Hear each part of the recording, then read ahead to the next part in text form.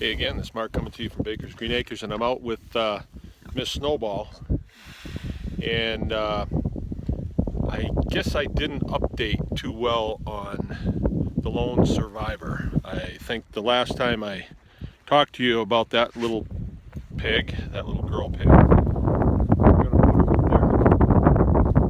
But we decided against it because she did so well with Minnie. Minnie is our Great Pyrenees that has just had puppies. So we left her with Minnie for a day or two until the pig had regained her strength, and then she was able to jump out of the whelping box, which is in the house. And so we had a pig wandering around in the house for a little bit, and we can't have that. So we brought that pig out and put it in with Snowball, and Snowball accepted it no problem. So I haven't been out to actually see Snowball in a couple of days, and I was explaining to a guy this morning, when you have a good sow, you know it, and whether I see what she's doing or not, she's still going to do what she does. Now I know she's a good sow now, and here's a picture of it, how a good sow operates. She has bedded this place herself. I had nothing to do with that. And she's very content, and her babies appear to be very well fed and warm and at ease. They're not, they're not uneasy.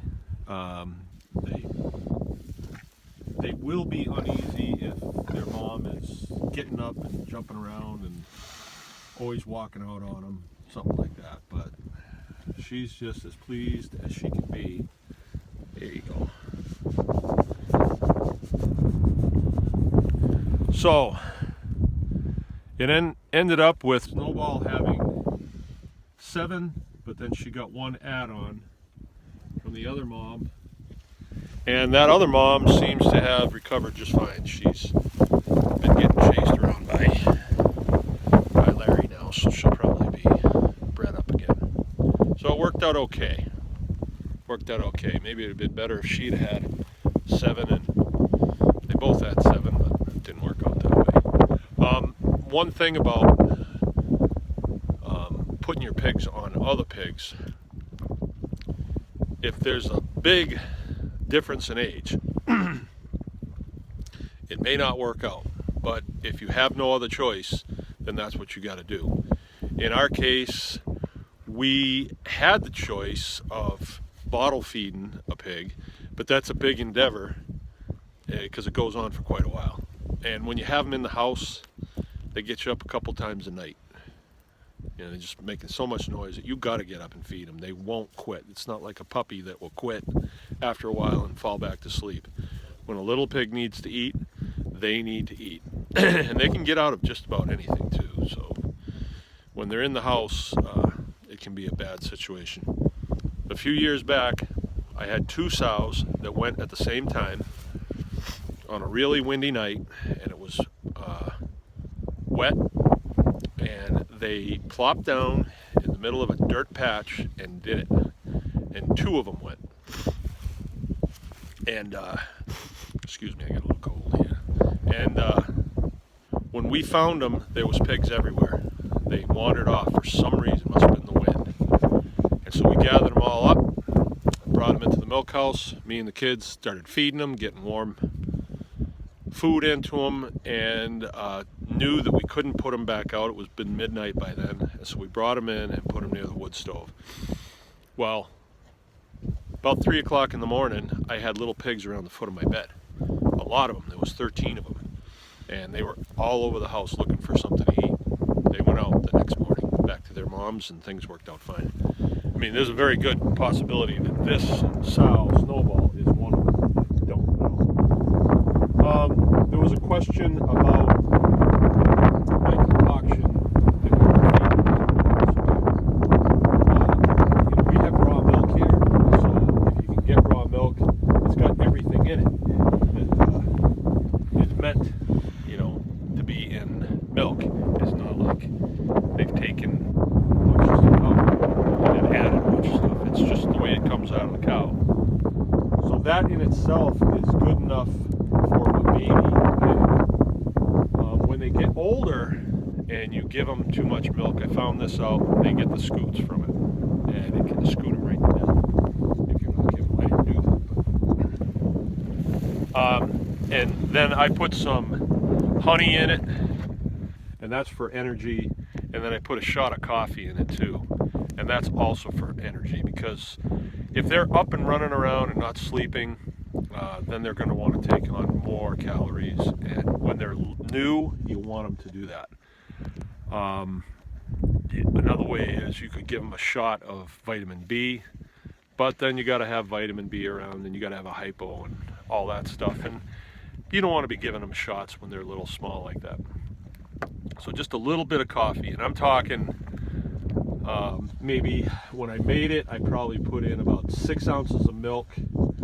I probably put in a spoonful of honey, and then just a glug of coffee, and it just colored it enough, just to give them that shot of energy to keep them moving around, and it worked fine.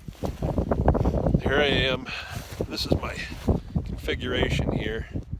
It's pretty cold out, but look, she's just as happy as she can be. And you know, I gotta say, we're getting a lot of questions about farrowing, and if you are going to farrow in the wintertime, you need a pig that is designed for it, you know, and these guys obviously are designed for it. If you live in a northern climate, maybe if you're down in Florida, something like that, it wouldn't matter quite as much, but this Mangalitsa, we found them to be extremely hardy in the winter. I mean, there's no heat out here. She's got a wind block, but I think she would do fine without the wind block. The shelter basically is keeping the snow off of her, and that keeps her dry, because that snow would melt up against her body. She could do it, but this seems like a better way to go. Again, these are calving hutches that I get from Farmstead. They're not porta huts. I've never had one of them. And when I bought these first, they were $205. The last time we got them, they were $400 and something. They're worth every penny though, because if I didn't have this, what would I put over her?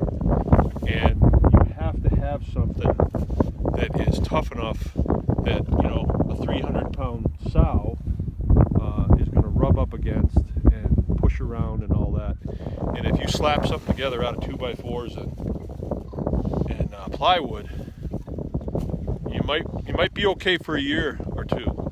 But these are 12 years old. This particular one is 12 years old, and sometimes they get stuck in the ice, and you got to bump them with the tractor and stuff, and they can take it. They can definitely take it. So I've had this one for 12. Some of the other ones are only 5 years old. She's going to get something to eat, and I'm blocking her way. Okay, Snowball.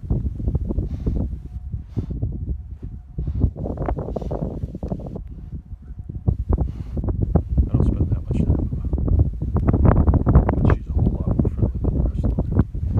All right, I'm going to get out of her way so she can go get something to eat. This is Mark from Baker's Green Acres, remember, anyone can farm.